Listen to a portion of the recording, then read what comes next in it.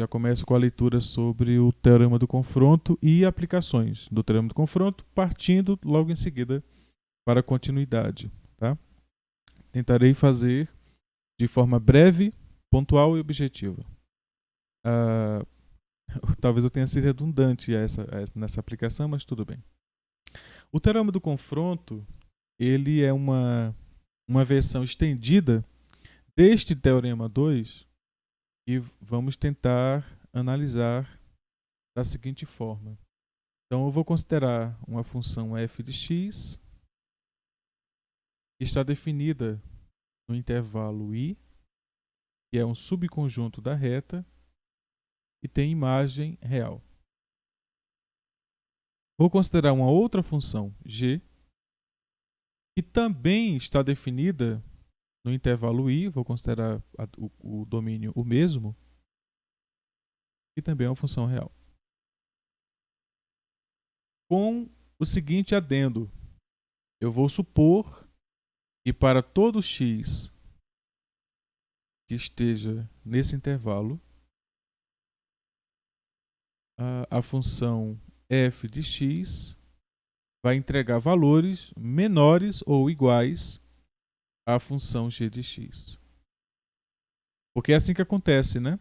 Para cada número que eu considero aqui, cada valor de x, eu vou obter um valor f de x, um valor por f, que eu vou chamar de f de x, e um valor por g, que eu vou chamar de g de x. E o que eu estou afirmando é que para todo x que eu considero nesse intervalo, a imagem por x é menor ou, no máximo, igual à imagem por g. Então, se a gente for escrever genericamente duas funções que se comportam assim, o gráfico delas, se eu considero um intervalo i, o gráfico delas seria alguma coisa do tipo, se isso aqui é f, então g pode ser qualquer coisa aqui. Né? Então a ideia é que para todo valor de x, quando eu analiso o ponto P gerado por x, f de x, alguém tenta entrar, e analiso o ponto Q de coordenadas x, g de x, isso para todo x, tá? Para todo x, no intervalo i. Eu vou desenhar o intervalo i para ficar... Então, este é o intervalo i. Então, para todo x no intervalo i, ocorre isso. Aí, o ponto P, se você analisa aqui, vamos supor que aqui eu estou considerando as alturas, né? Isso aqui seria h de altura. Então, o ponto P, ele estaria abaixo de qualquer linha que você considere. Então, existe uma linha horizontal, tal que P está abaixo de Q. Isso para todo x. Né? Então, isso é que significa dizer que f de x é menor ou igual que g de x. Aí observa que tem o igual, né? É o igual que faz com que em algum momento ocorra da função g se comportar dessa forma, e aí eu tenho que o ponto P e o ponto Q podem ser iguais. Mas isso para algum valor de x, né? Se for para todo valor de x, tudo bem. Né? Mas aí o que eu tenho genericamente, e funcionaria para o que eu quero, né? Para o propósito que eu quero, funcionaria. Se todos os pontos P fossem iguais aos pontos Q. Funcionaria perfeitamente. Mas para o que eu quero, genericamente, é que a função g ela é de forma genérica, Os pontos Q são maiores que os pontos P. Isso significa que, dada uma reta horizontal, né, é, e ortogonal, né, basta que ela seja ortogonal aqui, a essa reta que traça PQ, né? Porque para todo x eu vou ter exatamente essa configuração. Considero a altura por x dada por f e dada por g.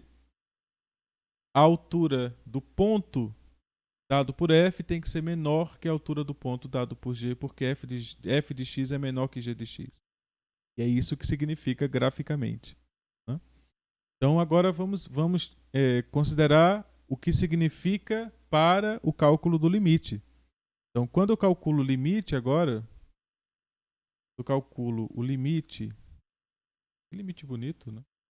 Quando eu calculo o limite de f de x, quando x vai para a,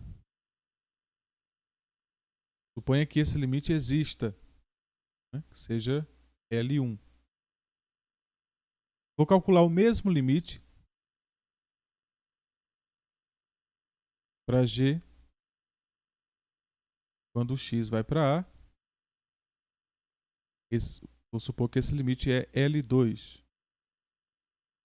Mas como é isso aqui que acontece, ou seja, a altura dos pontos cartesianos, né, de uma reta vertical que cruza em x no intervalo i, a altura do ponto P dado por f é menor que a altura do ponto Q dado por g.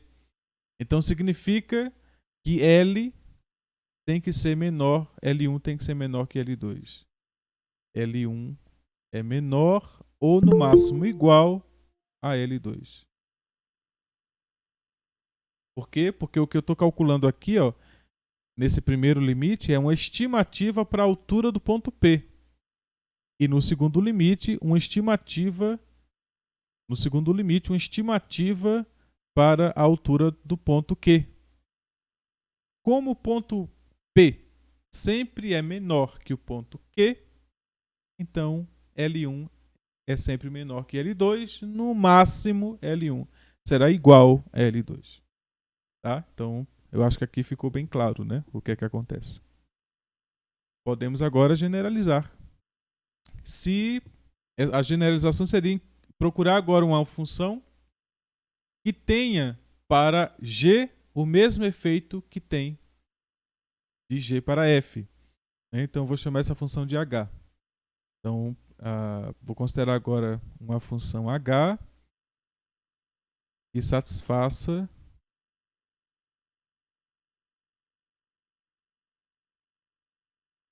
essa relação. Eu já sei o que acontece sobre f e g e, de forma transitiva, ou seja, por saber o que acontece quando eu tenho f limitada por g, eu sei o que acontece quando eu tenho g limitado por h. Se o limite de f existe,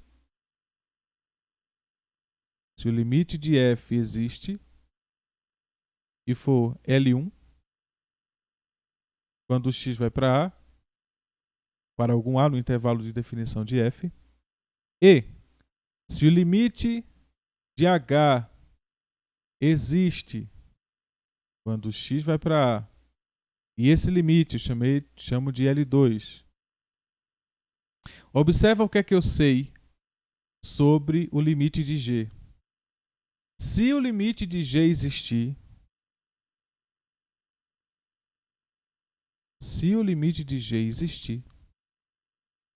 quando o x vai para a, ele deve estar entre L2 e L1.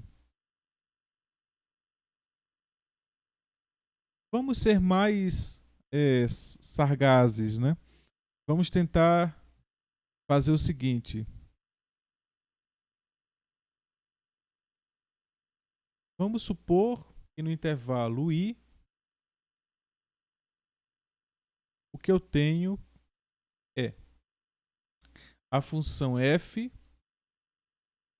a função g e a função h. Para todo x que eu considerar, o que eu vou ter é o ponto P, que é gerado por f, vai ser menor que o ponto Q, gerado por G, que é, por sua vez, menor que o ponto R,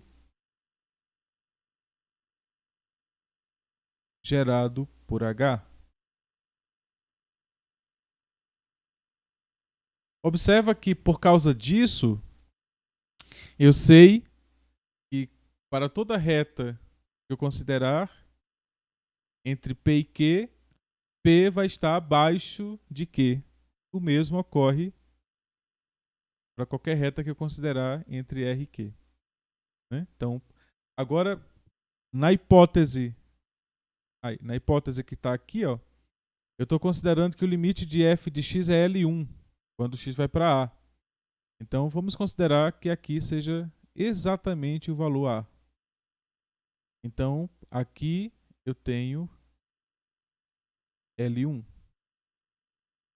Quando eu olho para H, eu tenho o L2. O que pode acontecer com G? G pode explodir? G pode explodir? Ou seja, G pode ir para infinito? Na vizinhança de A? Não, né? G não pode ir para infinito na vizinhança de A. Ocorre que quando G assume valores de x na vizinhança de A, esses valores vão satisfazer a condição de que G é menor do que H e é maior do que F. Então, G tem que estar limitado entre L1 e L2. Então, agora, o que ocorre aqui, o limite pode não existir. Né? Pode não existir porque G pode não estar definido, né, na função. Isso pode acontecer. Mas, se L1 for igual a L2, exatamente aí onde a coisa se confronta, se L1 for igual a L2, nessa condição, a função, o limite de g de x não tem para onde ir. Ele tem que existir e tem que ser igual a L1, que é igual a L2. Porque ele está limitado por esses dois limites. Esses dois limites existem e convergem, esse limite deve existir e convergir. Então, vamos fazer um exemplo para ver o que é que acontece. Está aqui um exemplo muito bom. X quadrado seno de 1 sobre x. Um exemplo muito bom. Vamos fazê-lo. Então, o problema é calcule o limite de x quadrado que multiplica seno de 1 sobre x quando x vai para zero. Observa que a gente já sabe mais ou menos o que é que acontece com o seno de x, o seno de 1 sobre x quando x vai para zero. Né? A gente sabe que o limite não existe. Né?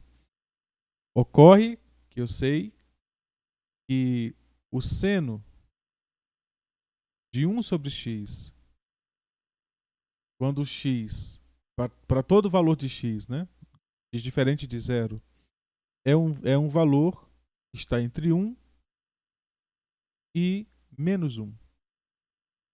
Ocorre isto. Isso acontece para todo x diferente de zero.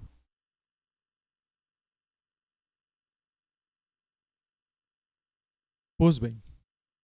Então, o que eu posso fazer agora é, ao invés de considerar as funções constantes menos 1 e 1, eu multiplico toda essa desigualdade por x². Então, daqui eu tenho que, como x é diferente de zero, eu posso multiplicar tudo por x², e x² é positivo, né? x² é positivo, então x², ao multiplicar, ele mantém as desigualdades na mesma ordem. Então essa equação é transformada na equação menos x², que é menor ou igual que x² que multiplica seno de 1 sobre x, que é menor ou igual que x².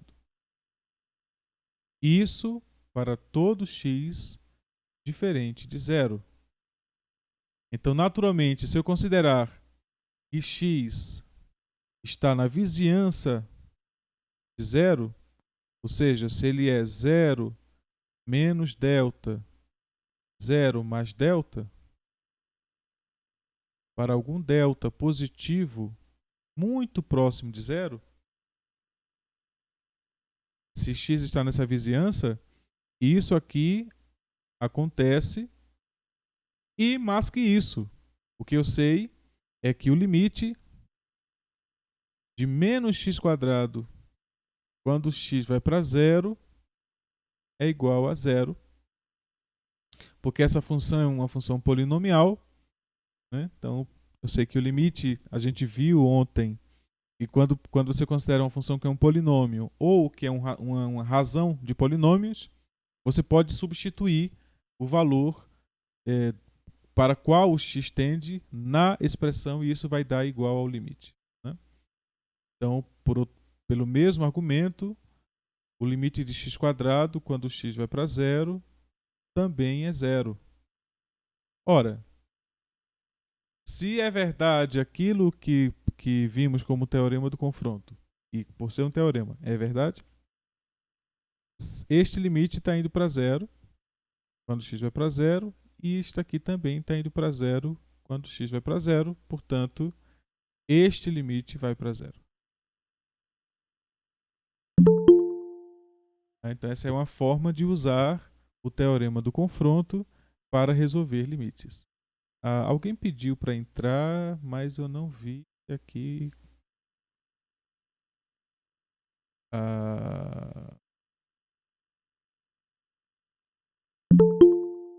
Pronto. Agora foi. Professor, Oi, tenho uma dúvida. diga. Aí a gente tem o limite de x² multiplicado pelo seno de 1 sobre x. Aí a gente poderia usar aquela propriedade do limite de separar a multiplicação, Pois bem, mesmo com... vamos discutir isso. Pode ser? Vou usar isso para mostrar que não. Muito boa sua Ok, pergunta. Então vamos lá. Então, o que a propriedade diz é o seguinte, né? Você considera o seno de 1 sobre x quando x vai para zero.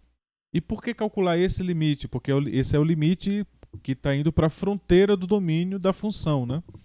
Se você considera essa função aqui, o domínio dela é a reta R menos o zero. Mas o que é isto, né? Isto é exatamente a reta menos um ponto, que é o ponto zero.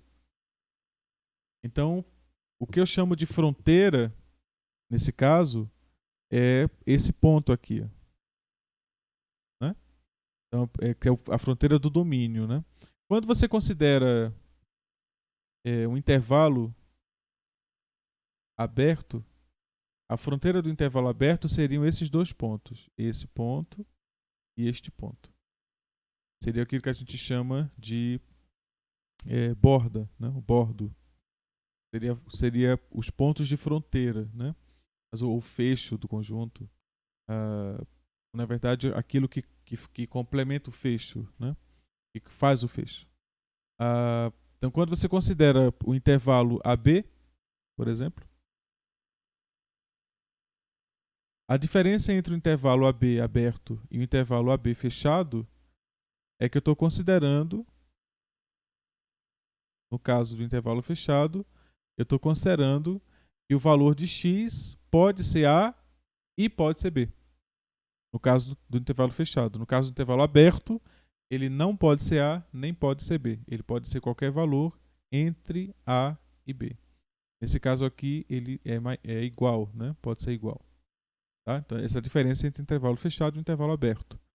Quando eu olho aqui para a reta menos um ponto, o que eu tenho aqui é o seguinte, que x pode ser maior que zero, e nesse caso ele vai estar neste lado aqui, ou x pode ser menor que zero, nesse caso ele está nesse lado. Observa que x igual a zero é exatamente o que aconteceu aqui quando a gente tratou de colocar a igualdade, né? É o que faltava para completar o intervalo. E aqui agora, para completar a reta, falta inserir o ponto x igual a zero. Nessa desigualdade, a igualdade não está valendo, e nessa desigualdade, a igualdade não está valendo. Então, se eu coloco x igual a zero, eu tenho o conjunto completo, né? Então, o fecho, ou seja, a fronteira desse conjunto é exatamente o x igual a zero. É a fronteira do domínio, né? Então, quando a gente considera esse limite, é exatamente isso que estamos procurando. É o limite para o valor de indeterminação da função, certo?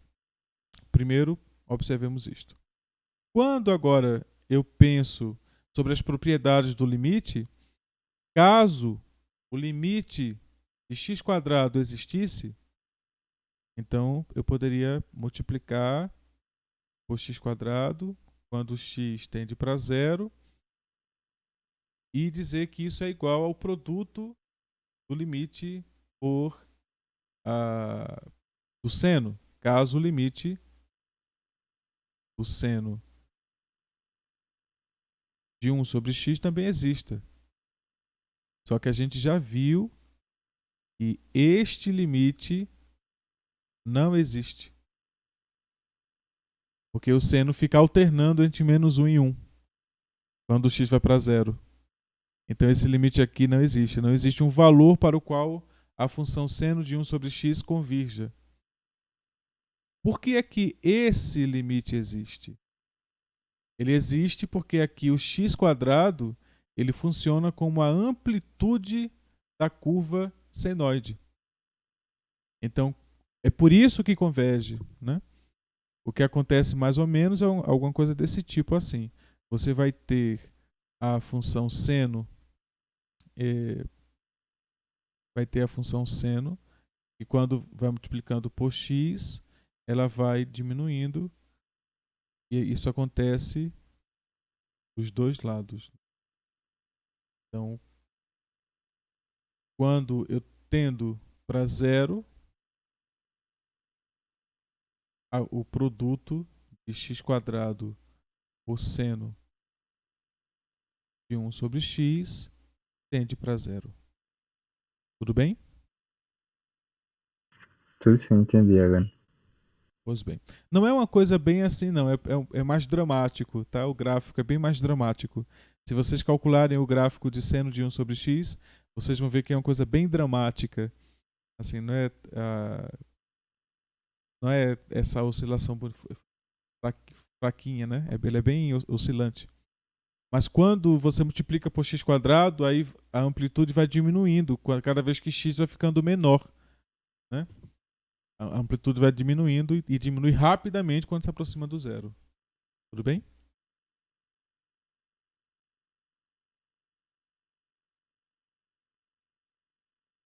Tudo bem.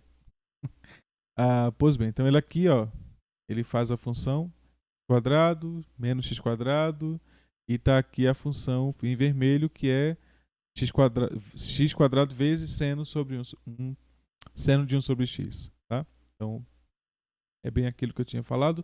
Vocês podem olhar aqui o texto, né? Porque é bem equivalente ao que eu falei. Pois bem, então tem que estar aqui os exercícios que já olhamos para eles. E a definição... Aí ele apresenta aqui a definição precisa de limite. É a definição que eu já dei para vocês, então não vou olhar essa seção, tá? Já é a definição usando épsilons e deltas. Isso aqui a gente já viu. Tá? Então, podemos seguir. Tá aqui os retângulos. Lembra que eu falei sobre os retângulos? Né? Então, exatamente o que ele aplica aqui. Né? Então, limite à esquerda, limite à direita, tudo isso também já vimos. E podemos seguir. Limites infinitos, também já vimos. Então, podemos seguir. E continuidade. Né? Que é para onde temos que ir. E eu vou dar a definição que está dada aqui. Uma função f é contínua em um número a se o limite de f de x quando x tende a a foi igual a f de a. Aí aqui está uma observação bem interessante.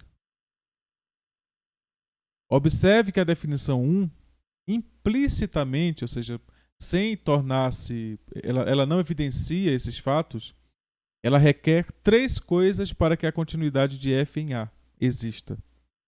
F de a está definida, isto é, a está no domínio de f.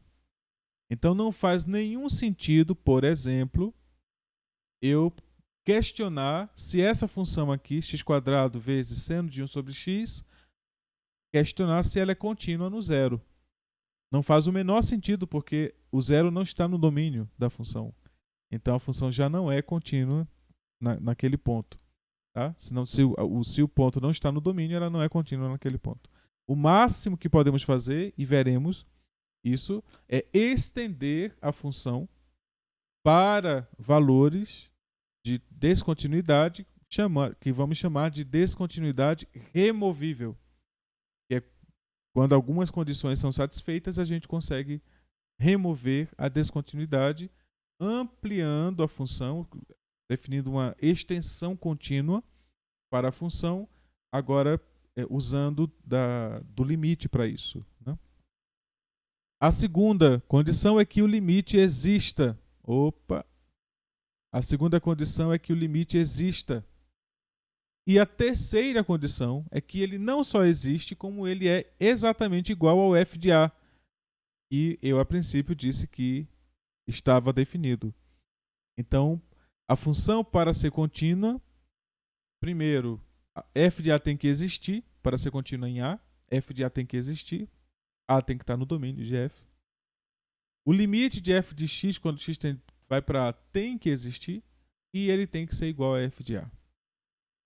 Então, vamos tentar analisar de uma forma mais geral esse tipo de comportamento. Vamos pensar o seguinte: a equação que foi usada para definir continuidade, ela é da seguinte maneira. Você pega o limite de f de x quando x tende para a. Eu quero que esse limite exista e que seja exatamente igual à imagem gerada por f para a. O que significa isto, né? Suponhamos agora disto, né? Vamos supor que eu estou considerando o limite de f de x. Isso aqui é uma constante. Então eu posso subtrair e calcular o limite dessa diferença. Quando x vai para a. Ora, desta igualdade,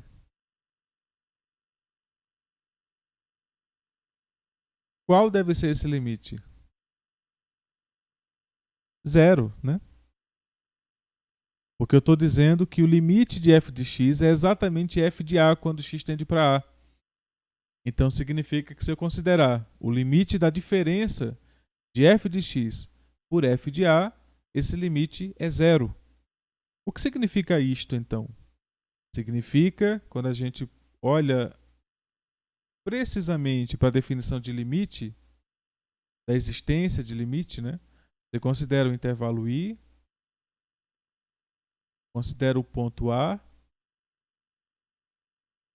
e você vai considerar um valor que você estima ser o limite da função. Esse valor eu estou chamando de f de A. Vou considerar agora uma epsilon vizinhança de A. Uma delta vizinhança, desculpa. Mas antes considero uma epsilon vizinhança de f de A. Para essa epsilon vizinhança aqui, é garantido que se você considerar o x,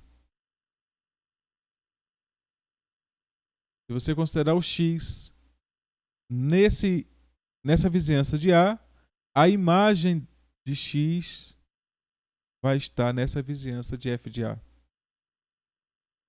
Então, isso é garantido. Ou seja, a ideia é que você vai conseguir gerar o que seria uma... Vou fazer isso vermelho. Você vai conseguir gerar um retângulo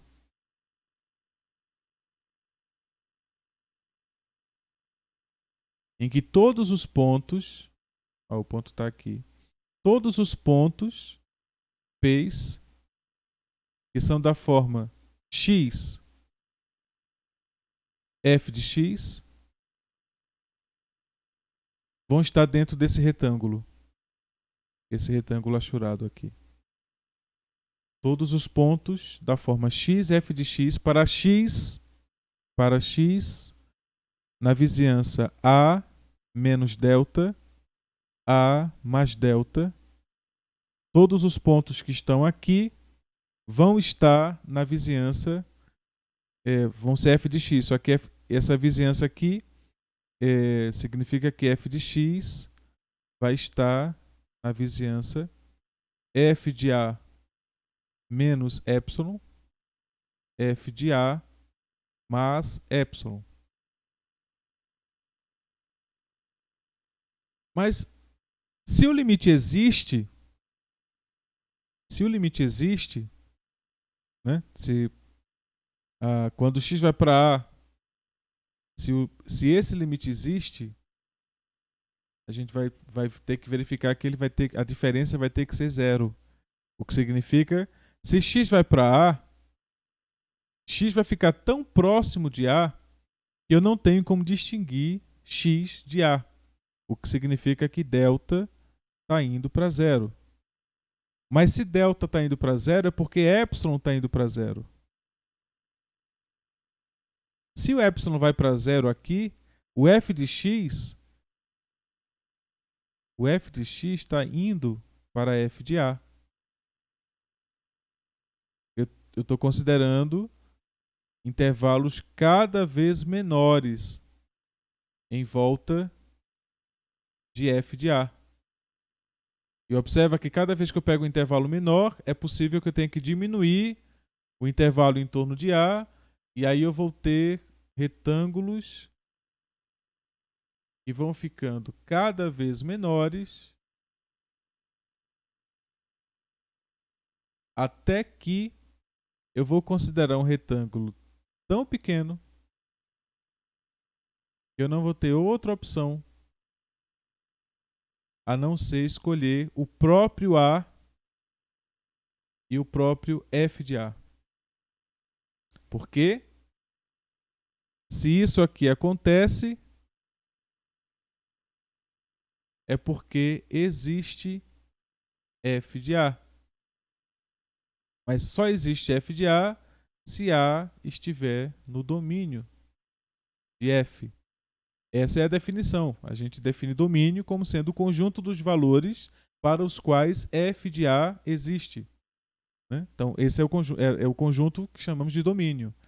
Pois bem, mas a implicação disso, né? A implicação da existência desse limite é esse tipo de comportamento aqui. Cada vez que eu me aproximo de A arbitrariamente, as imagens f de x vão se aproximando arbitrariamente de f de A. Então observa que a existência desse limite aqui me dá uma caracterização para as funções que são contínuas. E diz exatamente o seguinte: eu vou dizer que f de x é contínua em A, que está no intervalo I, se para todo epsilon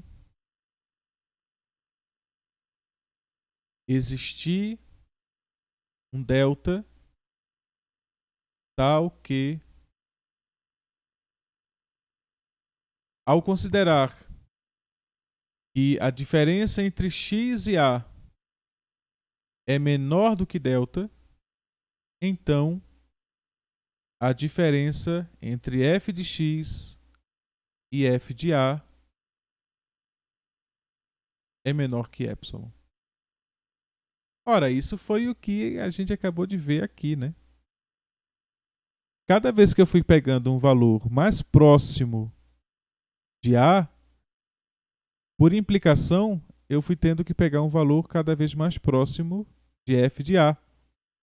Olha, dizer isso aqui é dizer que x, ao considerar a vizinhança, a epsilon, a delta, é o delta, né? A delta vizinhança de A é dizer que x está aqui. E dizer isto é dizer que quando eu considero agora as imagens,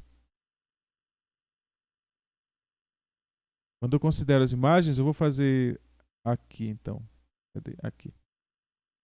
Senão vai ficar muito confuso. Eu vou pegar aqui o A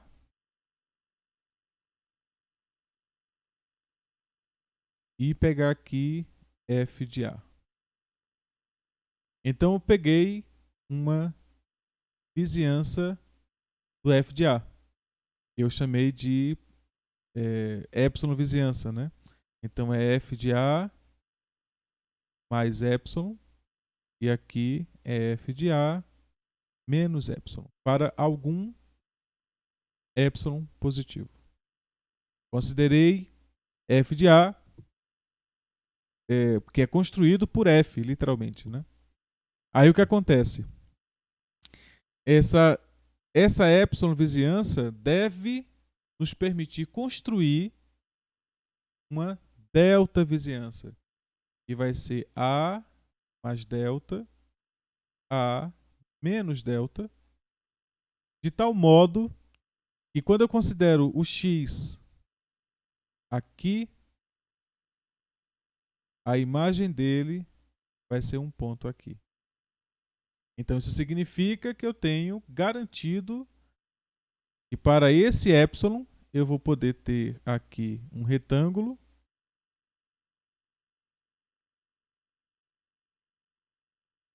em que todas as imagens por f de qualquer x que esteja dentro desse intervalo vai ser levado em algum ponto aqui. Se eu pegar um outro x aqui, o ponto P dentro do retângulo, eu vou desenhar o retângulo verde. Então, qualquer ponto que seja da forma x, f de x, para x delta próximo de A, esse ponto tem que estar dentro desse retângulo. Então, significa que coisas próximas são levadas em coisas próximas. Então, ou seja, valores próximos de A são levados em valores próximos de f de A. A continuidade garante isto.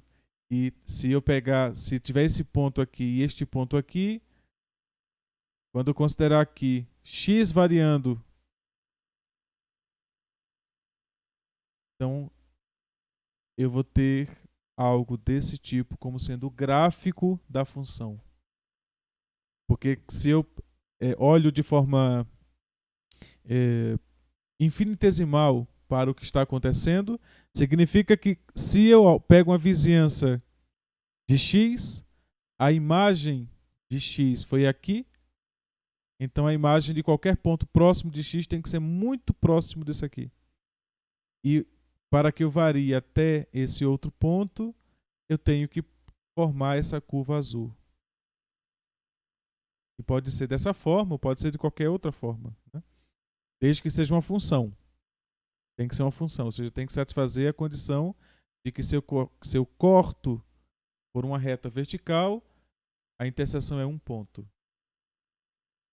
Essa é a única condição. Tirando isto, se a função é contínua em A, ela é contínua numa vizinhança de A.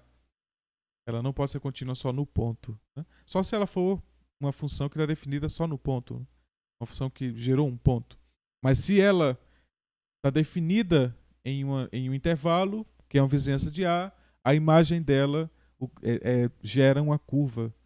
O gráfico dela é uma curva desse tipo, né? Então, a continuidade no ponto garante a continuidade numa vizinhança do ponto, né? Mas não numa vizinhança que seja muito grande, em uma delta vizinhança.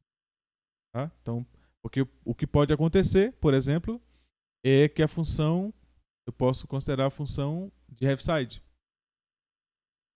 Considerar a função de Heaviside, reconsiderar, né? A função de Heaviside, ela é assim, ela é amarelo, ela é 0 até o 0 e ela é 1 a partir do 0. Pois bem, observa que ela é contínua para um valor aqui, muito próximo. Eu pego um A aqui, ela é contínua aqui, ó, né? Porque o limite, quando x tende por valores menores, quando x tende para A, ela vai dar A. E como eu vou fazer uma ampliação disso aqui, tá? Eu vou ampliar.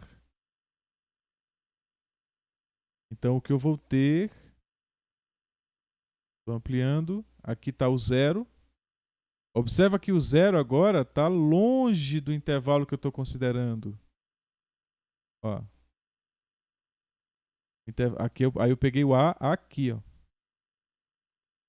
Então eu tenho valores à esquerda e à direita. Então quando eu me aproximo por x, por valores maiores que x e por valores menores que A, desculpa, o limite de f de x existe em A. A função Heaviside ela é contínua para todos os pontos que estão no seu domínio, exceto para x igual a A. Porque para x igual a A, o limite lateral à esquerda vai dar 0 e o limite lateral à direita vai dar 1. Os limites laterais não são iguais, logo a função não é contínua no ponto. Tá? Então a função de Heaviside é descontínua, de forma geral, mas ela é contínua para todos os valores que estão no seu domínio, exceto o 0. Tá? O 0, lembrando que o 0 está no domínio. O zero gera o número 1, né? O 0 está no domínio. Então tenho que tirar o 0 para dizer que ela é contínua. Ela é contínua em todo número, exceto o 0. Né? E não é uma continuidade removível. Por quê? Porque suponha que eu queira transformar, como já vimos, uma condição para que o gráfico de uma função seja contínua é que ela seja uma coisa desse tipo, né? Uma forma intuitiva de descrever função contínua é o seguinte: o gráfico dela é uma linha que você começa a desenhar, você coloca o pincel no quadro ou você clica o mouse, né? Porque são coisas equivalentes, e você nunca mais para de clicar o mouse. Você é uma linha contínua. Contínuo vem daí, né? Contínua. Eu não paro de escrever. O gráfico é uma linha contínua. A implicação disso, de que o gráfico é uma linha contínua, é que se eu considero um intervalo qualquer, onde eu sei que a função é contínua, para qualquer valor de x que eu considerar a, né? Quando eu pegar o limite, vai dar precisamente f de a. Em qualquer lugar onde a função for contínua, isso vai acontecer. O limite vai dar f de a. Para esse a, para este b, o limite vai dar f de b. Para esse valor aqui, o limite vai dar f de c.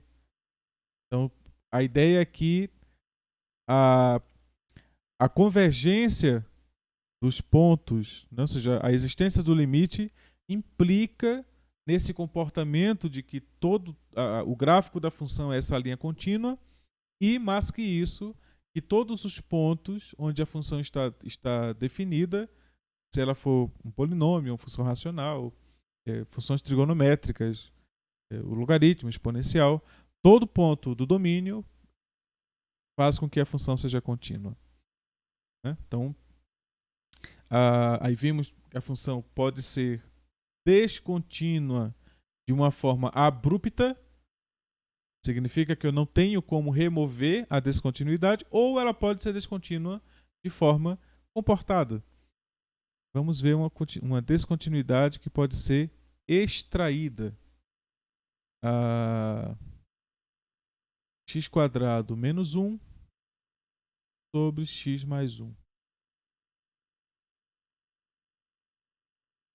É natural que eu vou querer calcular o limite para a vizinhança do domínio, né? Então o valor que vai entrar aqui é o valor em que isso aqui zera, que é exatamente menos 1. Este é o limite de interesse. Esse limite ele pode ser calculado observando que x igual a menos 1 também zera o numerador. Então, usando fatoração de polinômios, eu sei que vai dar x menos 1 que multiplica x mais 1 e eu divido por x mais 1 quando x tende a menos 1. Como x é diferente de menos 1, isso é diferente de 0 e isso é diferente de 0. Então eu posso cancelar o produto porque eu estou fazendo a divisão pelo mesmo número. Então esse limite ele passa a ser o limite de x menos 1 quando x tende a menos 1, que dá menos 2. Ora, o limite existe. O limite existe, mas a função não está definida no ponto. O que faço? Eu faço aquilo que eu falei antes. Eu faço uma extensão contínua. Então, eu vou fazer assim. Eu vou definir a função por partes. Eu vou definir a função g de x, que vai ser igual a x² menos 1 sobre x mais 1, quando x não é menos 1. E vou colocar aqui um valor constante, que vai ser exatamente o limite desta função, essa função aqui é a função f de x. Né? A função que eu estou colocando aqui é a função f de x.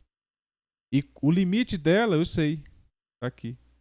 O limite dela existe e eu sei que é menos 2, quando x tende para menos 1.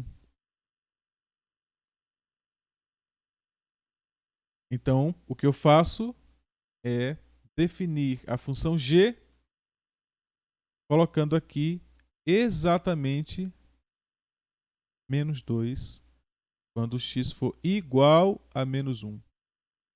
Esta função ela está definida para todo x real, não existe nenhuma indeterminação. E observa o que acontece, o limite de g de x, quando x tende para menos 2, desculpa, para menos 1 é igual a menos 2, que é o limite de f de x quando x tende a menos 1.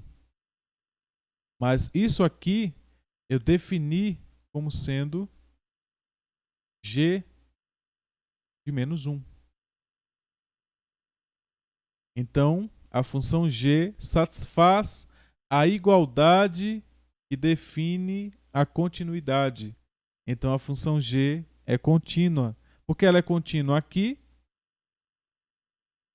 Pois, para todo x diferente de menos 1, isso, f de x está bem definida, essa função está bem definida. E quando x tende para menos 1, o que ocorre é que há uma convergência para um valor, menos 2, e nesse caso, o que ocorre é que eu posso definir a função g dessa maneira, que é uma extensão de f que remove a descontinuidade, porque o que acontece é alguma coisa desse tipo aqui. A função, porque pelo limite ter existido, né? Quando você calcula a... Eu vou ter que refazer isso aqui. Essa reta não é.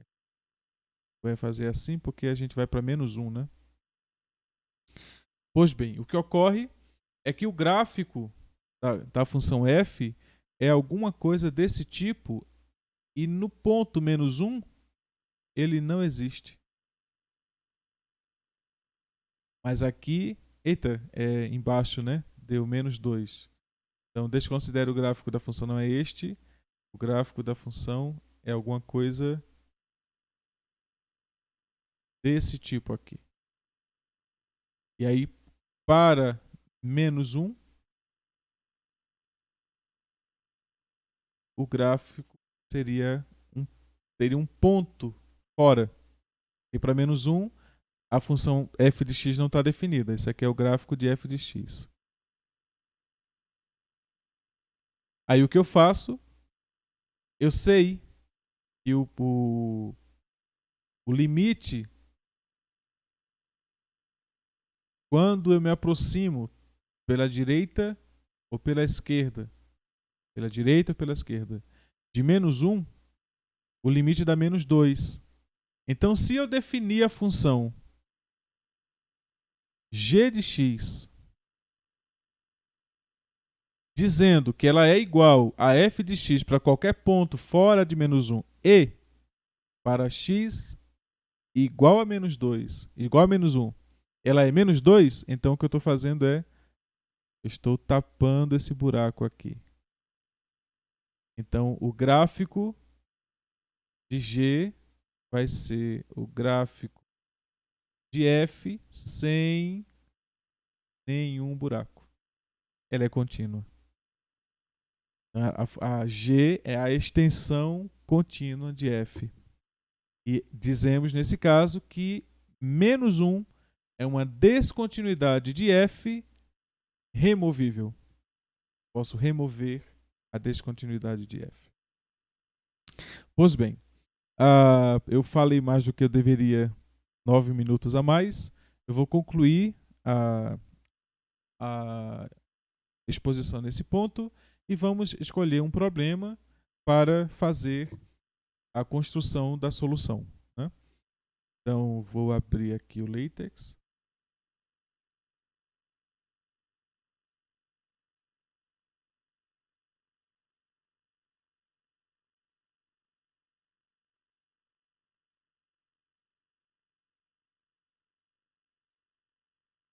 O texto já está com a solução daquele primeiro problema, então vou abrir aqui para um segundo problema. E o problema que eu vou considerar é exatamente esse.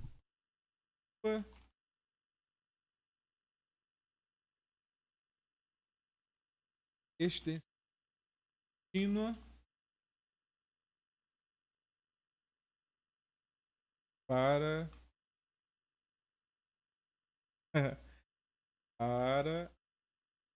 não f de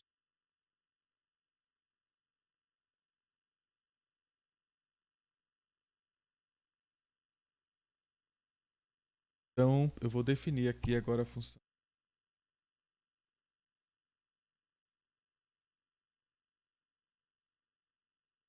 Tendo um quociente,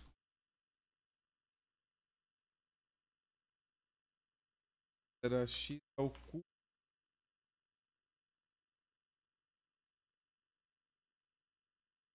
x ao cubo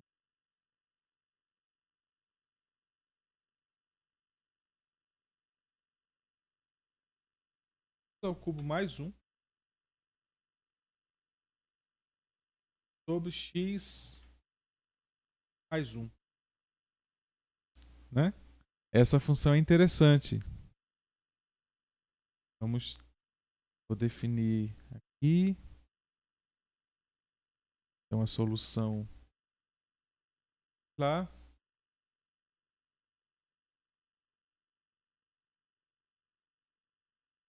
Se vocês tiverem alguma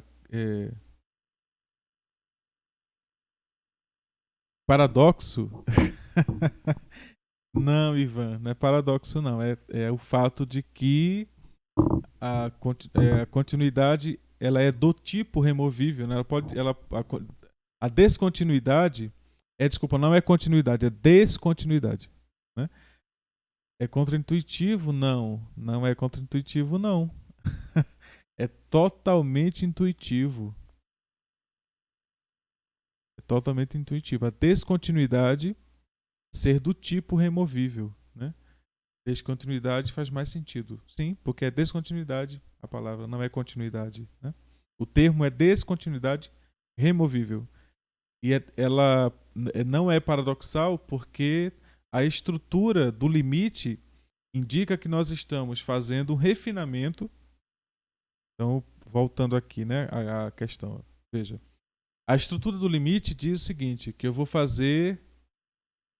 estimar qual é o limite de f de x. Então, eu estimei como sendo menos 2.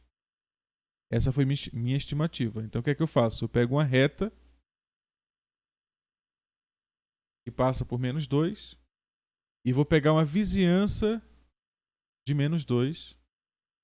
E aí, a existência do limite implica que existe uma vizinhança de menos 1, de tal modo que quando você considerar agora os retângulos, o retângulo, né, que é gerado por esses intervalos,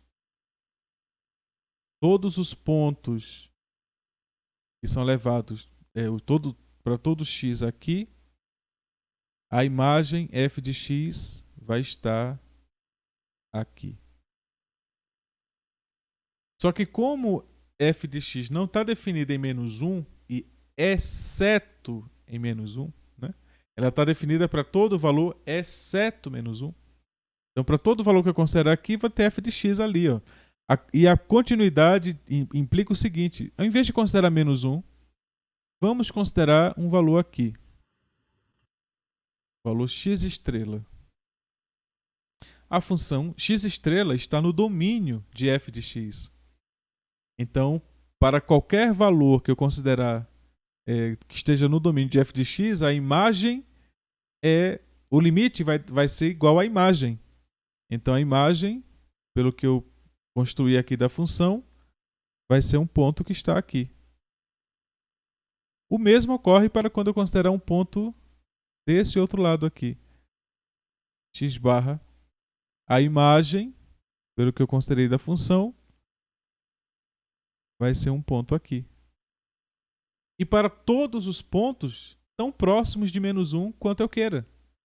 Isso significa que o único ponto que não vai ser gerado por f é o ponto cuja imagem seria o x menos 1.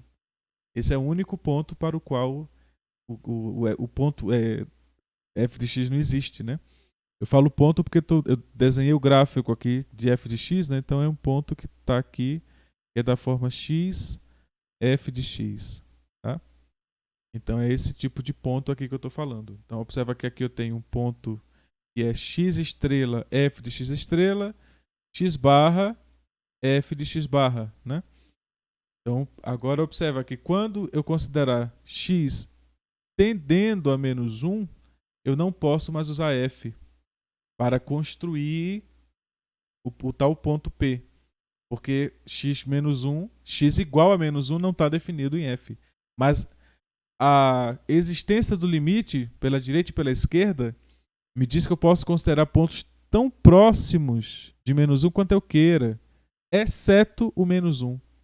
E quando eu faço isso, eu obtenho um limite. Então significa que todos os pontos que estão na vizinhança de menos 1 vão estar dentro desse retângulo aqui.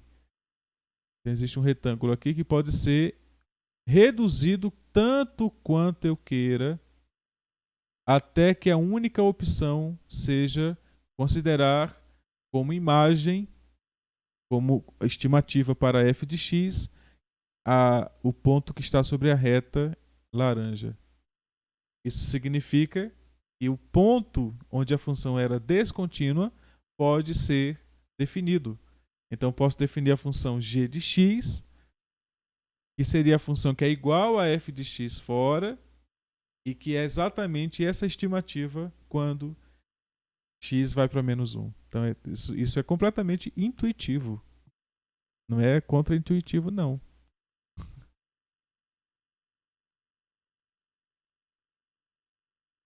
Porque você veja que o desenho que eu fiz aqui dos retângulos, né, eles são concêntricos, eles vão diminuindo e se concentrando em um ponto, convergindo para um ponto.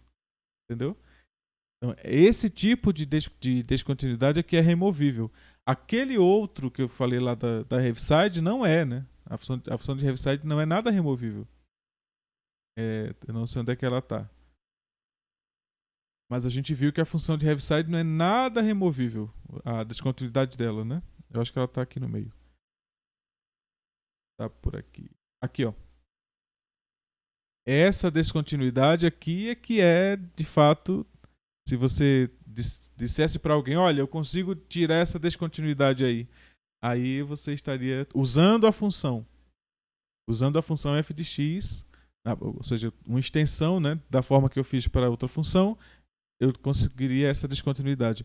O fato é que, se vocês continuarem estudando cálculo, como eu espero que vocês continuem, fazendo cálculo 2 e depois cálculo 3, que é optativa, mas é só vocês disserem, olha, eu quero estudar que eu ensino, vocês vão estudar uma coisa que seria a série de Fourier de uma função que faria isso. Não dessa forma assim, mas seriam ondas aqui, ó. Então eu estaria definindo, eu estaria tirando essa descontinuidade, dando esse salto contínuo aqui. E aí a função, ela faz exatamente a série de Fourier faz exatamente isso. Ela vai definir, ela é definida para todos os pontos e ela tira essa descontinuidade aqui. Ela é fantástica, a série de Fourier. É uma coisa que vocês devem estudar. Assim, precisa de cálculo 2, porque precisam de estudar séries primeiro e depois passar para séries de Fourier. Tá? Então, é aconselhável estudar porque vocês vão estudar eletricidade, né? Circuitos. Então, essas coisas dependem de equações diferenciais. E as séries são soluções muito importantes para equações diferenciais. E a série de Fourier, ela é a porta de entrada para que vocês estudem a equação do calor. Então, a teoria de Fourier ele está em volta da equação do calor. Então, vocês vão conseguir estudar dissipação de calor ao estudarem a série de Fourier. Mas bem, vamos voltar à oficina, né? Deixem de ser orelhudos. Pois bem, vamos lá. Eu vou olhar só os comentários depois, porque senão eu vou ficar fazendo esse vai e vem, né? Não é contraproducente responder as perguntas de vocês agora. Então vamos lá. Problema 2. Construa uma extensão contínua para a função f de x a seguir. Essa extensão contínua que eu falei é exatamente a função g. Eu quero definir uma função g usando f que seja contínua para todo x real, né? Então, primeiro vamos ter que entender... Eita, eu compilei e não olhei, né? Então, primeiro vamos ter que entender quais são as limitações de f de x. Então, vamos lá. Vamos colocar aqui na solução, né? A princípio, eu vou tirar o microfone um pouco mais para cá para ter mais espaço aqui. A princípio, devemos observar que a função f de x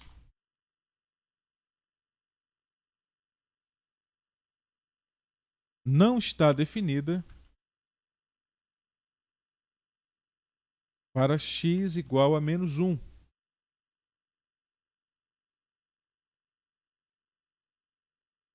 Né? Desse modo, seu domínio é definido por... Então, vou colocar assim. Domínio de f de x minúsculo é igual aos valores de x que pertencem a R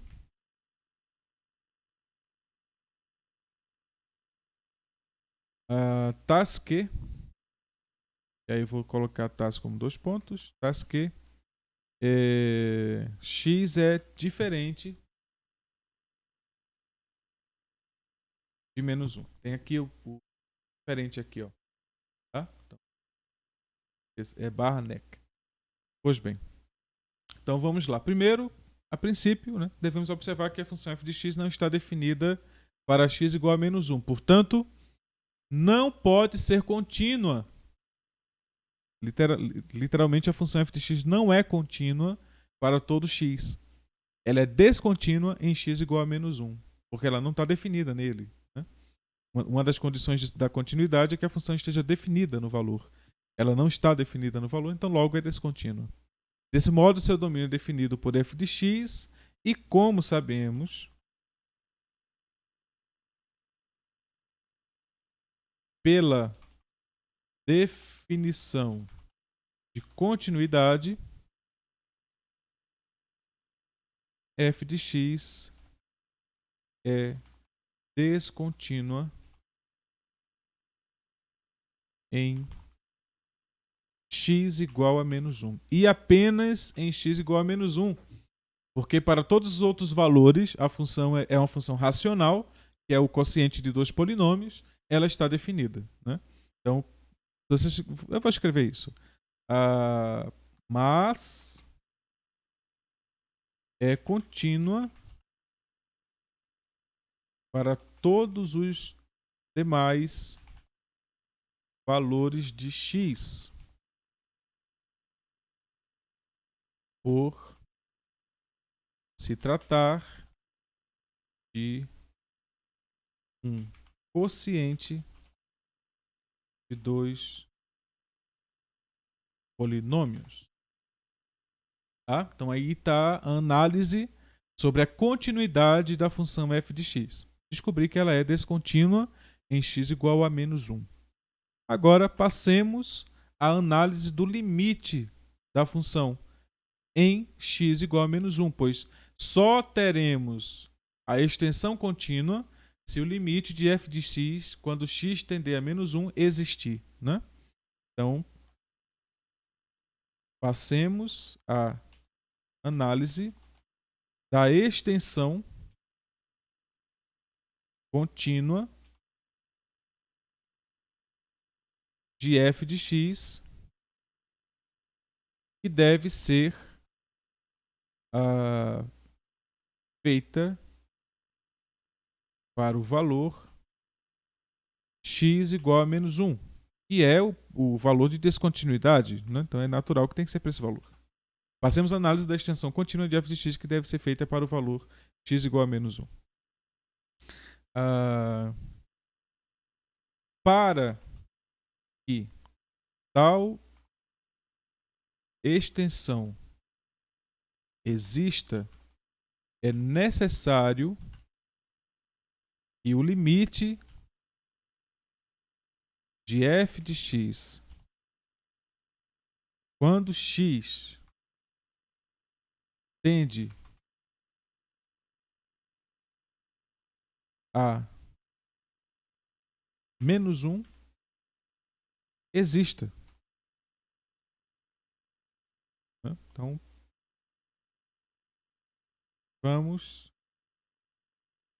calcular ou verificar, né? Verificar a existência de tal limite. Então vamos lá. Então vou considerar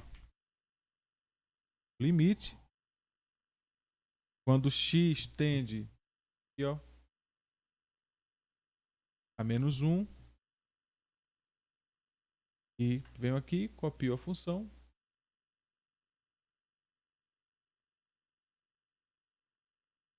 Agora é a hora em que vocês pegam um papelzinho ali do lado e fazem algumas contas, que são essas que eu vou escrever aqui.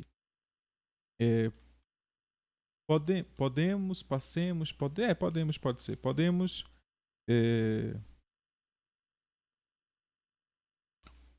tá. O fato é o seguinte. Vou fazer as contas aqui no Paint. O fato é o seguinte. Quando eu considero a função x ao cubo mais 1 quocientado por x mais 1 e considero x igual a menos 1, tanto o denominador quanto o numerador se anulam. Porque x menos 1 elevado ao cubo dá menos 1, né? Então, x igual x mais 1, ele divide x ao cubo mais 1. Então, eu tenho que fazer essa divisão. Eu vou fazer essa divisão aqui para vocês verem a divisão. X mais 1. Quando eu faço x ao cubo dividido por x, dá x quadrado. Multiplico.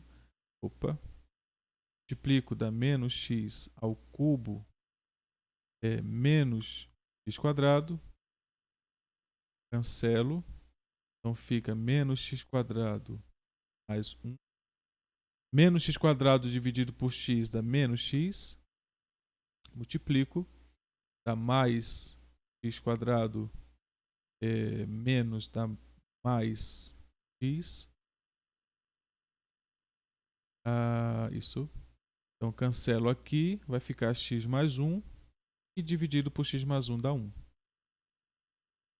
Então, esse é o polinômio que é o quociente de x ao cubo mais 1 por x mais 1. Né? Então, observa que a análise que eu preciso fazer dessa função é analisar que o denominador se anula em x menos 1 e o numerador também. Por isso eu consigo fazer esse quociente aqui, né? Porque o que eu vou poder fazer é escrever x ao cubo mais 1 como sendo x mais 1 e multiplica x ao quadrado menos x mais 1. É por causa disso que eu vou poder remover a descontinuidade, viu, Ivan? É por causa disso, ela é completamente esperado. Então vamos agora ver, veja, eu fiz as contas aqui do lado, né? Agora vamos ver como é que eu escrevo isto. Então vamos lá. Vamos verificar a existência do limite. Bom, a priori, devemos observar que quando x... não, desculpa. Devemos observar que o numerador é um polinômio e polinômio que tem x igual a menos 1 como raiz. Logo, podemos fatorar. Eu coloquei raiz com acento aqui, né? Tem acento. Podemos fatorar o polinômio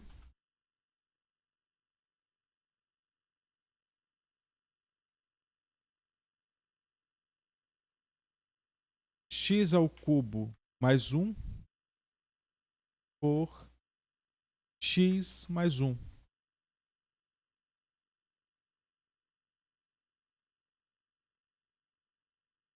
Obtendo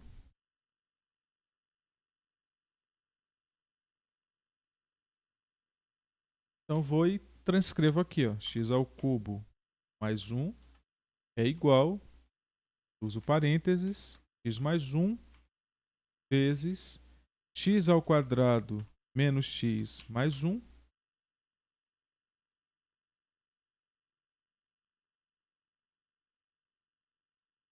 Por esses fatos, podemos, ao retornar ao cálculo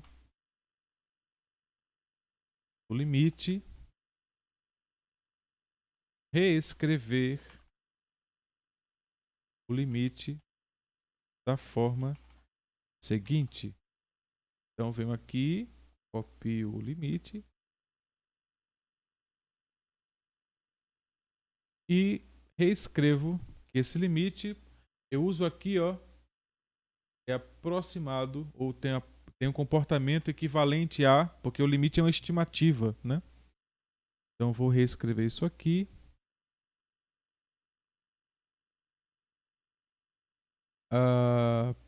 E no lugar de x mais 1, de x ao cubo mais 1, eu vou escrever produto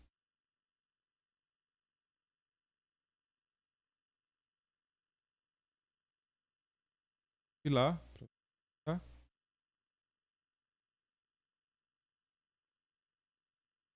Então vejam. Né? Então vamos ler. A princípio, fiz uma vírgula aqui, né? Devemos observar que a função f de x não está definida para x igual a menos 1. Desse modo, seu domínio é definido por domínio de f de x, x pertence a R, tal que x é diferente de menos 1. E como sabemos, pela definição de continuidade, f de x é descontínua em x igual a menos 1, porque x igual a menos 1 não está no domínio. Mas é contínua para todos os demais valores de x, por se tratar de um quociente, não uma, por se tratar de um quociente, de dois polinômios. Passemos à análise da extensão contínua de f de x, que deve ser feita para o valor de x igual a menos 1. Para que tal extensão exista, é necessário que o limite de f de x, quando x tende a menos 1, exista. Vamos verificar a existência de tal limite.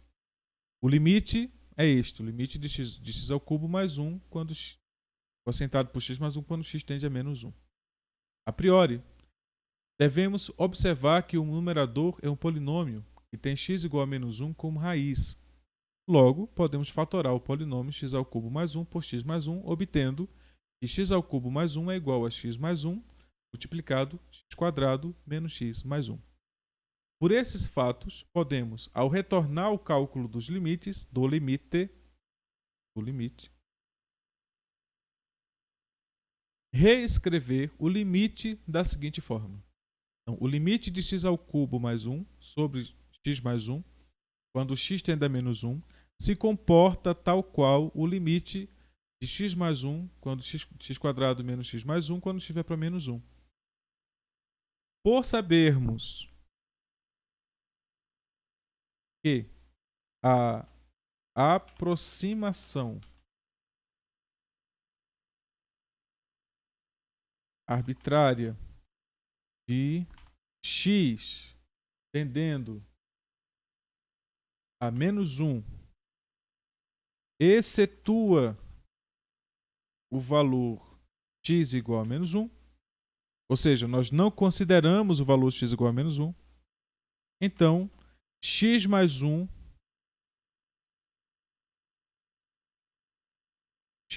é diferente de zero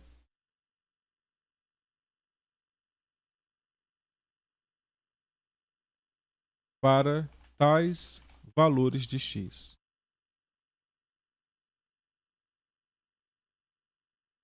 Sendo assim,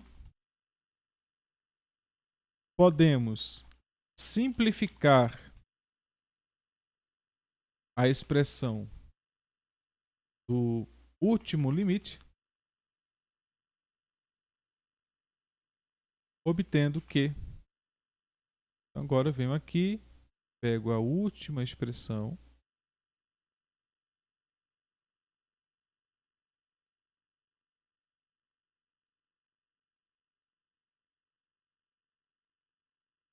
e eu vou poder simplificar, então eu vou colar de novo, e o que significa simplificar? Eu vou poder tirar do numerador x mais 1 e do denominador. Então, na verdade, essa deixa de ser uma fração, né?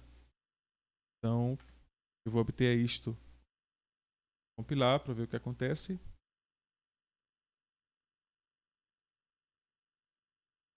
Então, observem, eu estava aqui, né? Por sabermos que a aproximação arbitrária de x tendendo a menos 1 excetua o valor x igual a menos 1, então x mais 1 é diferente de zero para tais valores de x. Sendo assim, podemos simplificar a expressão do último limite, obtendo que o limite, quando x vai para menos 1, de x mais 1, x² menos x mais 1, sobre x mais 1, é igual ao limite de x² menos x mais 1, quando x vai para menos 1. E esse limite, eu já posso escrever aqui, e esse limite, quando x dá menos 1, fica 1, fica 3, né? Me corrijam se eu estiver errado, eu acho que é isso. Menos 1 ao quadrado dá 1, menos 1 dá mais 1, né? Mais 1, então 1 mais 1 mais 1, 3. Pois bem,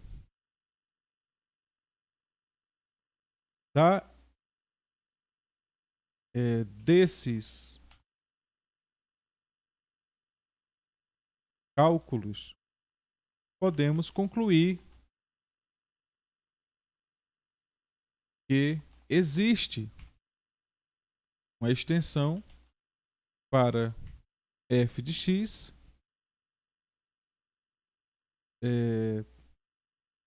especificamente para o valor x igual a menos 1, que é definida por... Aí agora eu vou definir uma função g de x definida por partes, né? Então eu vou usar uma matriz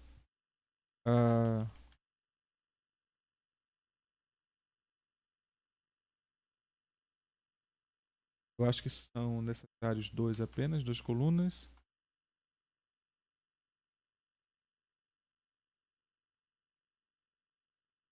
E aqui, ao abrir a matriz, eu uso esse colchete. É o colchete, né? E eu tiro. Então, aqui na matriz, eu vou ter a expressão de f de x.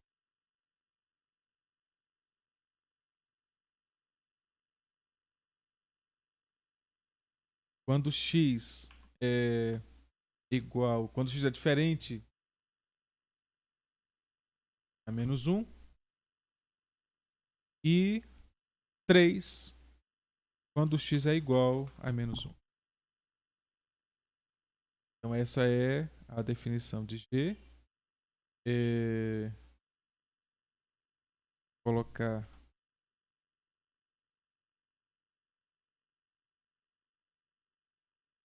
isso aqui são as colunas, ó.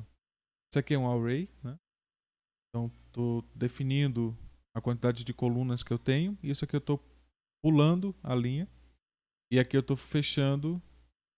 Isso aqui é uma chave que eu estou abrindo. E aqui eu estou fechando, mas sem chave, né? Então vamos ver como é que.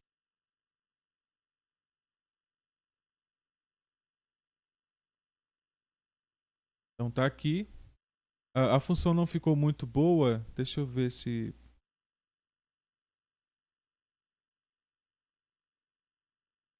eu corrijo assim.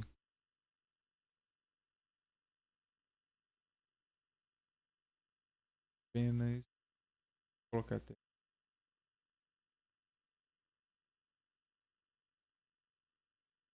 Ver se corrigiu. Não. Na verdade não tem muito o que corrigir aí não, né? Mas bem, então, pois bem, desses cálculos podemos concluir que existe uma extensão para f de x especificamente para o valor de x igual a menos 1, que é definida por g de x, x ao cubo mais x sobre x mais 1, quando x é diferente de menos 1, e 3, quando x é igual a menos 1. Visto que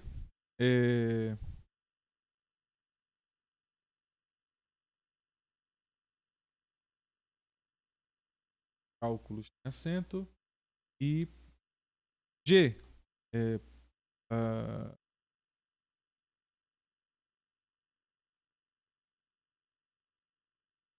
a função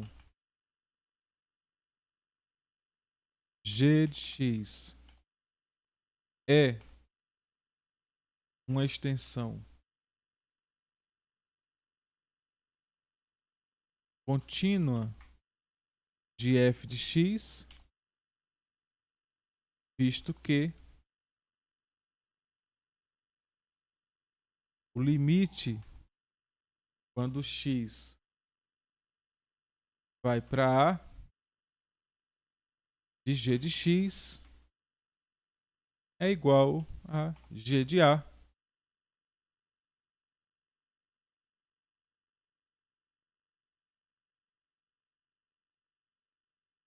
para todo a real.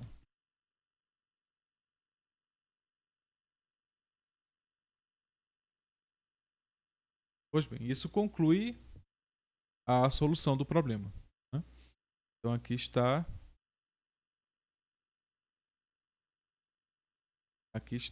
a solução do problema, a construção da extensão contínua para f de x. Tá? Então, vocês têm alguma dúvida? Começar por aí, né? Vocês têm alguma dúvida?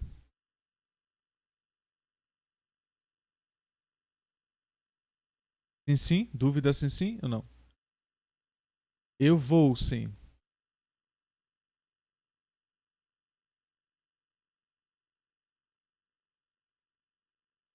Essas séries são funções. A ideia, Ivan, é que a gente define uma função em série, usando séries, tá?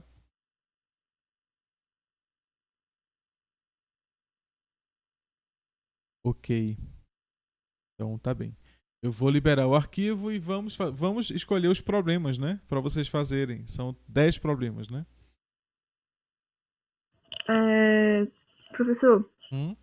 sobre uma questão antiga, não é sobre o assunto da aula, mas é que eu vi no livro e eu fiquei em dúvida. Era sobre como estava escrito, que tipo, tinha um x tendendo ao 4 pela direita, quando o x tende ao limite de 4 pela direita, e a função de x era igual ao infinito negativo. Aí eu não entendi muito bem essa construção. Ah, tá falando. Ver se eu entendi. Você está considerando que x está indo para 4 por valores menores ou maiores? Maiores. Maiores que 4. E o que acontece é o quê? Que a função é igual ao infinito negativo. Então, f de x está tendendo a menos infinito, é isso? Lá tinha que a função era igual ao infinito negativo. Então, veja, é muito provável que, em vez de igual, ele quisesse colocar implica, ou tendendo, porque infinito não é um ponto. A gente não considera infinito como um ponto, como um valor real. Então, o infinito a gente considera como um comportamento, né? Então, f de x, ele está tendendo a menos infinito. É muito provável que seja isso, tá? Tente analisar usando isto para ver se faz sentido, porque o f de x igual a menos infinito, não. É que eu não entendi o fato de, tipo, vir pela direita e ele tender ao infinito negativo, que é pela esquerda. Aí essa parte não fez muito sentido E pra aí, mim. veja, basta a gente considerar a função f de x como sendo menos 1 sobre x menos 4. Basta considerar isto. Quando o x vai para 4, isso aqui vai para 0, né? X menos 4 vai para 0. E aí eu vou ter... Isso aqui é menos 1 vezes 1 sobre x menos 4. Tudo bem? Sim. Esse comportamento aqui, eu sei que é infinito, né? Isso aqui vai para infinito quando x vai para 0. Quando x vai para 4, o valores positivos. Bem? Aham. E aí você vai lá e corrige a direção. Esse menos 1 aqui dá a direção. Por isso que vai para menos Ah, infinito. ok, entendi. Tá bom? Tá bem. Obrigada. Ok. Mais alguma dúvida? Professor, na verdade eu tenho uma dúvida numa questão. Eu posso mandar para o senhor depois, eu explico direitinho por e-mail, porque vai ficar muito grande aqui se eu Pode for. sim. Ivan falou que tem uma dúvida lá em cima.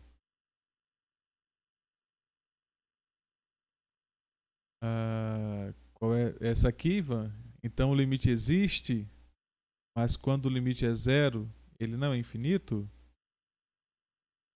Você está falando da descontinuidade, foi, Ivan?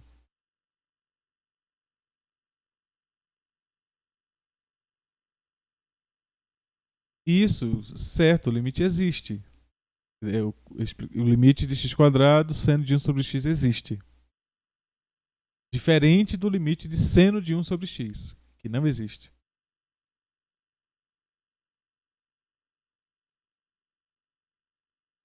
Quando tende a zero, o que quando tende a zero é infinito? 1 sobre x, menino. Ontem eu falei de 1 sobre x quadrado. Foi isso aqui que eu falei ontem. E quando x vai para zero, ele vai para infinito.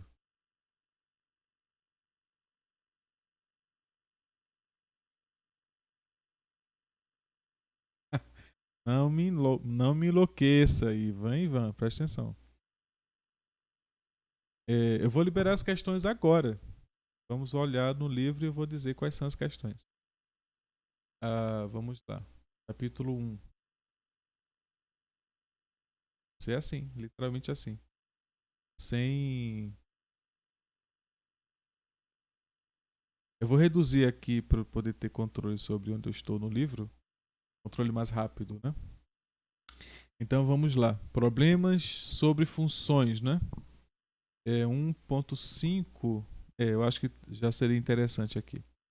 Então vamos.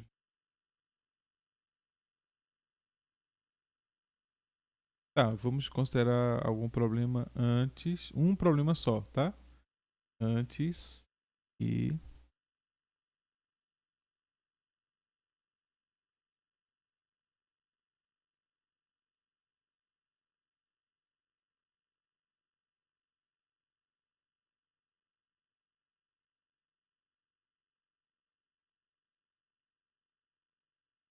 Aqui são exercícios usando calculadoras, então não quero nada disso.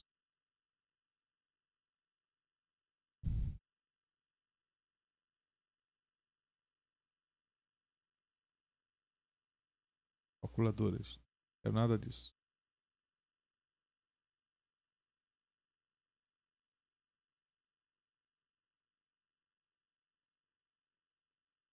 Pronto, eu vou ser muito, muito bom com vocês. Então, o problema 1.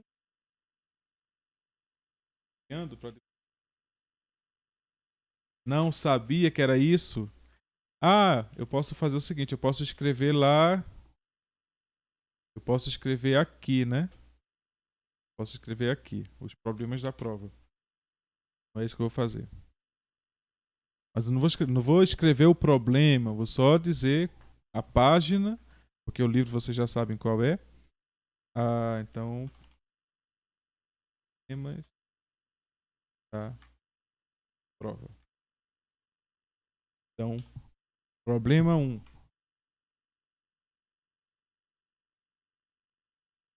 Problema 1.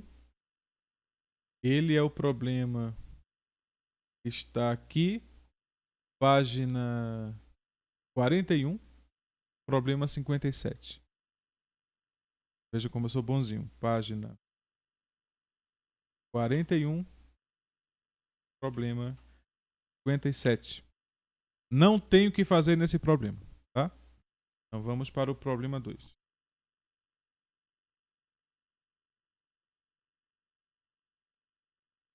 Problema 2.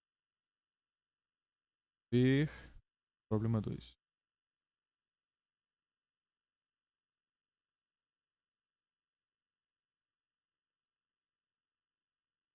É, né? Tá certo.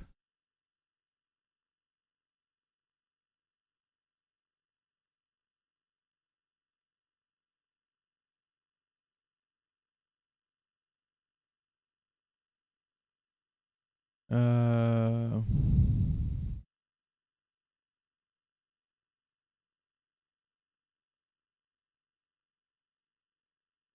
muito bom. Problema 54. Mesmo. Cadê? Problema. Página 42. Problema 50. 54 mesmo? 59. 59. Vocês praticarem composição. Problema 3. Agora passar para as funções inversas. E não, depois não me digam que a gente não estudou funções inversas, estudamos sim, tá? Funções exponenciais, funções logarítmicas e funções inversas. Estudamos tudo isso. Cadê os exercícios? Estão aqui.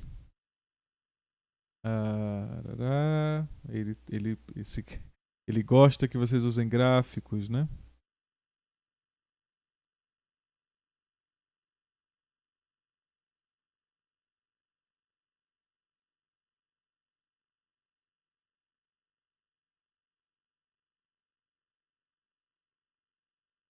Não, não.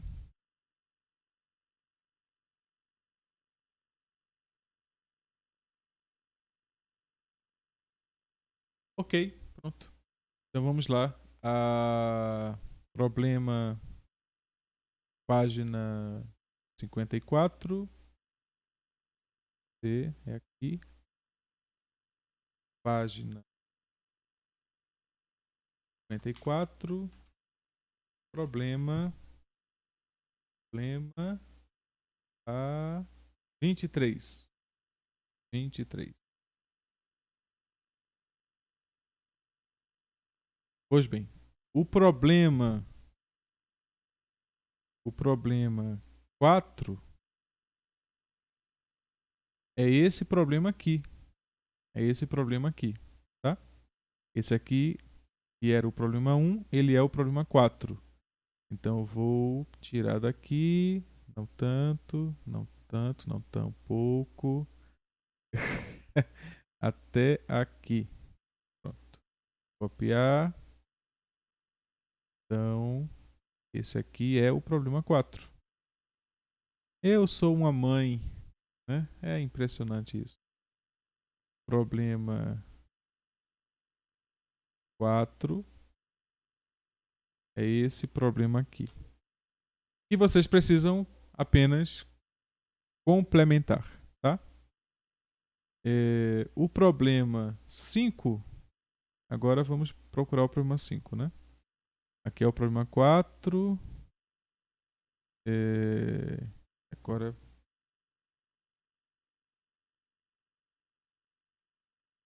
Deixa eu colocar os problemas em negrito para vocês não terem problema em encontrar o problema.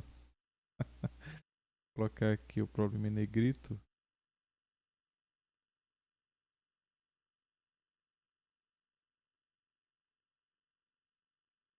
Pois bem, então agora o problema 5 é um problema sobre limites, né?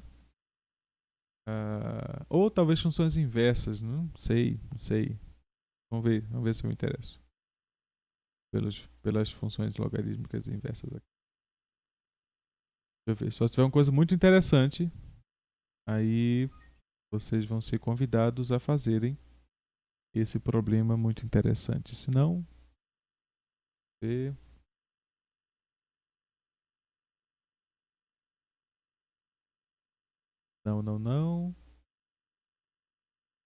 Não. Agora não.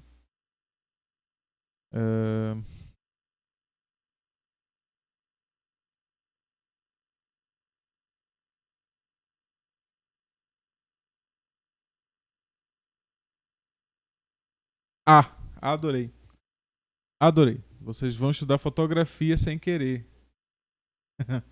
Vocês vão estudar fotografia sem querer. Problema 62. Adorei. Então vamos lá. Página 66. Problema 62. Adorei esse problema. Muito. Nunca fiz esse problema 62. Gostei muito. Então, nada de revisão. Vamos então para limites. Problema de limite já dei, né? Um problema de limite. Então, deixa eu ver. Eu acho que o mais natural seria, já que esse problema é sobre funções, né? Eu coloco ele como problema 4 e coloco o problema 4 como problema 5. Pronto, então vai ficar assim. Esse aqui é o problema 4 e este é o problema 5. Então vocês têm aí os 5 problemas fáceis. Todo mundo tem que tirar pelo menos 5 nessa prova, senão leva cascudo, certo? 5 problemas fáceis de resolver. Senão leva cascudo de verdade. Eu vou aí dar cascudo em vocês prestem atenção. Estão pensando que é fácil. Fácil não, vamos lá. Copiar. Problema 6. Vamos ver quem é que ganha para o problema 6. Temos que ir para limites.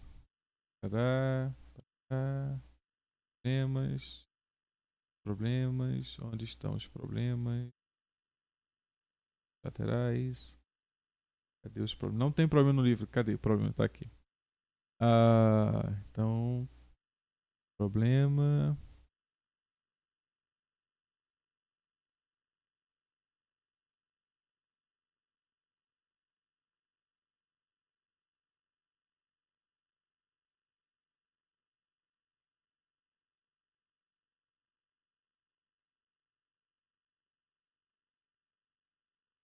Pronto. Esse agora é um problema muito bom. É simples, mas é bom. Eu espero que vocês gostem. Como é? Qual é a edição deste livro? Eu vou olhar, posso olhar depois, tá? Pode ser? Pronto, Pedro, tá lá. Vamos lá. Agora é o problema da página 91. E é o problema de número 46. 46. Para o problema 7 agora. 7. O problema 7. Problema 7. Agora...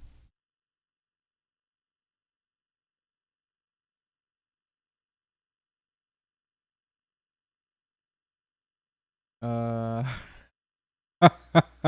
eu vou fazer isso com vocês. Podem jogar pedras. Eu vou fazer isso com vocês. Podem jogar pedras. Fizeram isso comigo. Então, eu vou fazer isso com vocês. 98 é o problema 11:32. 11:32. Esse é um problema só, tá aqui, é um problema só. Problema só. Esses limites.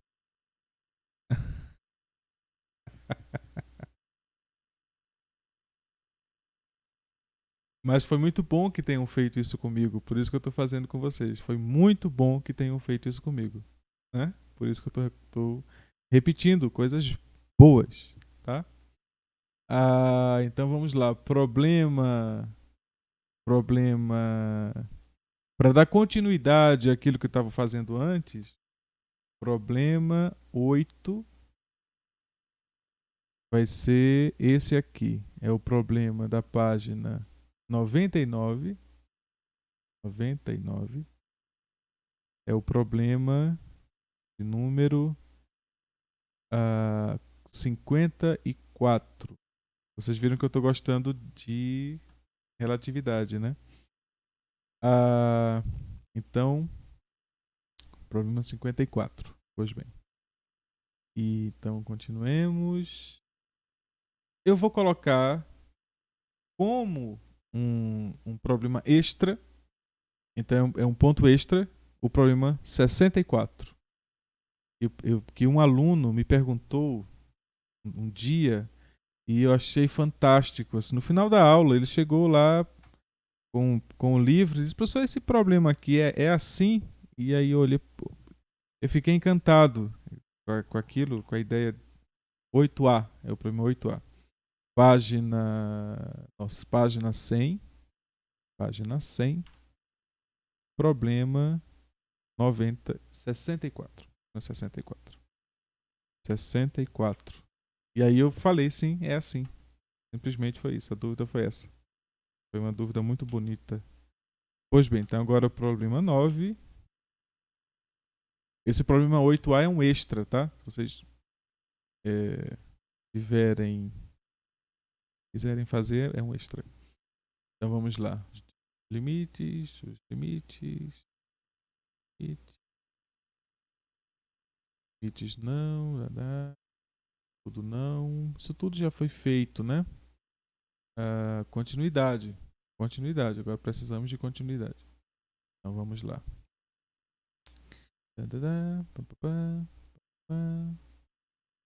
Cadê os problemas? Onde estão os problemas?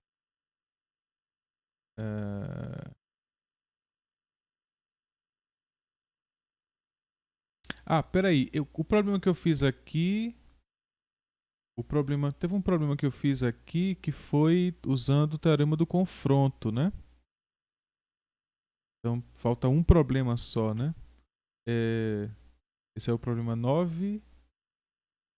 Então falta o problema 10, que é esse aqui. Então, e é esse problema aqui, tá aqui, que eu escrevi como problema 2. Opa, não tanto. Só isso. Esse aqui vai ser o problema 10. Problema 1, 2, 3, 4, 5, 7, 8, 9, 10. Esse é o problema 10. Replicar o problema, né? Construa uma extensão contínua para as funções f de x a seguir. Então agora eu vou escrever várias funções aqui. A primeira função é esta.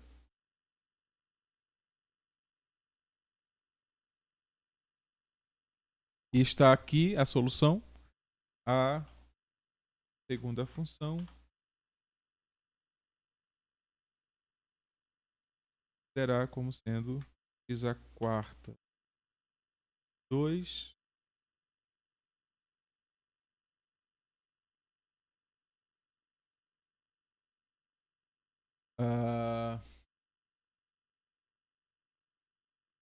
x menos a raiz. Isso é só para vocês acharem que o problema é difícil. Tem uma raiz, ordem diferente. O problema não é nada difícil. Eu quero um zero disso aqui, né? Eu quero que x à quarta seja 2. Então eu vou pegar a raiz quarta de 2. Né? X menos a raiz quarta de 2. Zero no numerador e o denominador. Pronto, é só isso. A raiz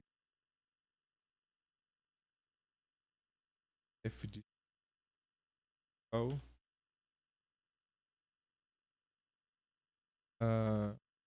x menos x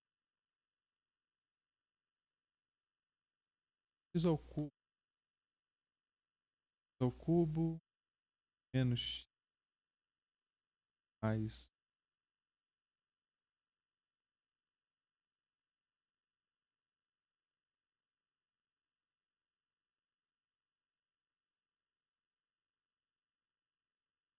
quadrado.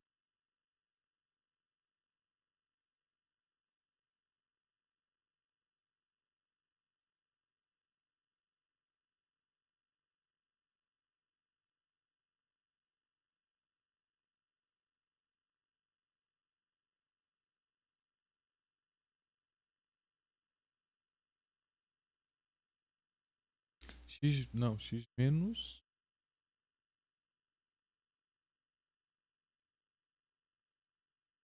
E é isto. É isto. Esta é a prova. Nada demais, né? E venham outros problemas, né? Pois bem. Então tá aí. Problemas da prova. Solução da lista de exercícios.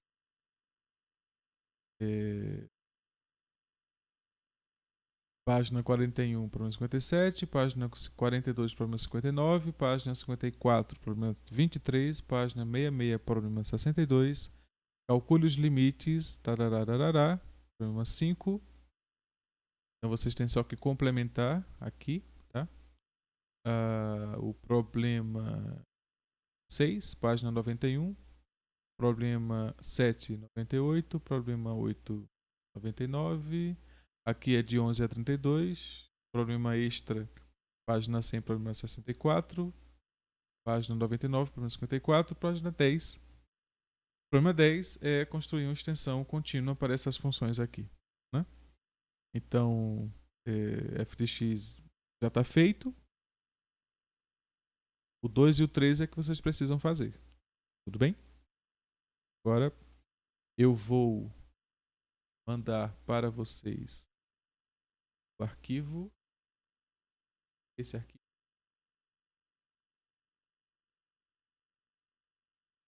Para. O Gabriel, deixe de ser reclamão, Gabriel. Presta atenção. Eu estou deixando vocês fazerem tudo.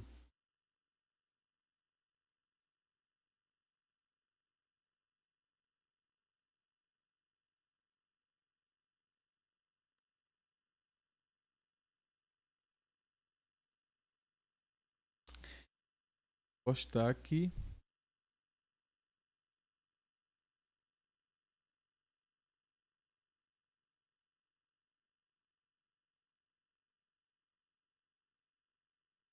Pelo aqui, que é na verdade a prova, né? E eu vou colocar aqui.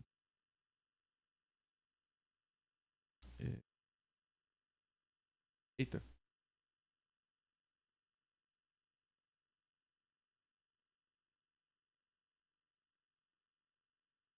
Então, quando vocês abrirem, vai estar escrito.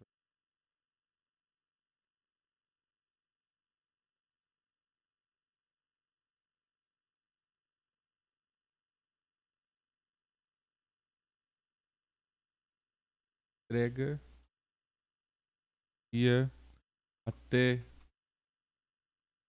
às 0 horas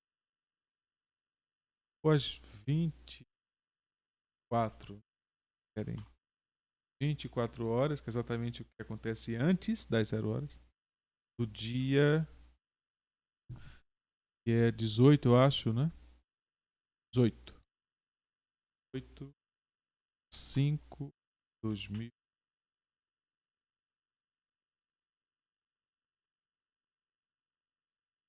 Já está aí. Esse é.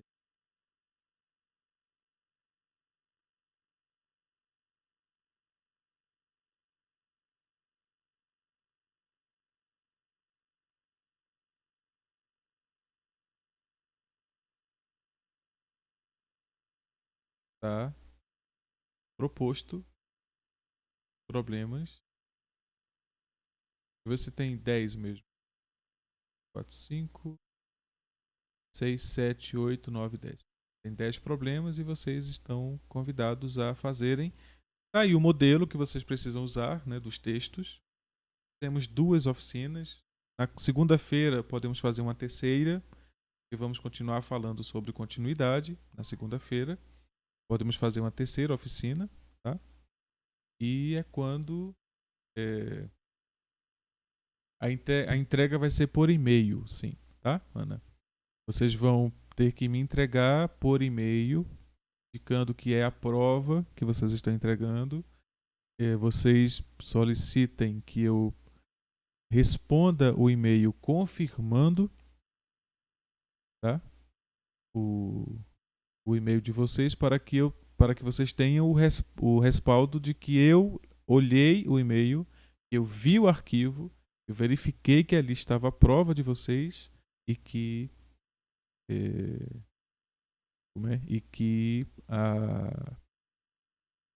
assim que vocês agora têm, isso vai servir como assinatura da ata, tá? Vocês me enviam um e-mail pedindo que eu responda ao e-mail. Eu vou verificar no e-mail se o arquivo que vocês enviaram é o arquivo da prova e respondo confirmando que eu recebi o arquivo e está tudo certo. Então, ali, isso vai servir como assinatura, tá bom? Então, mandem para o e-mail que está na prova. Lá tem meu e-mail, da UFAP, tá bom? Então, mais alguma questão? Algum problema?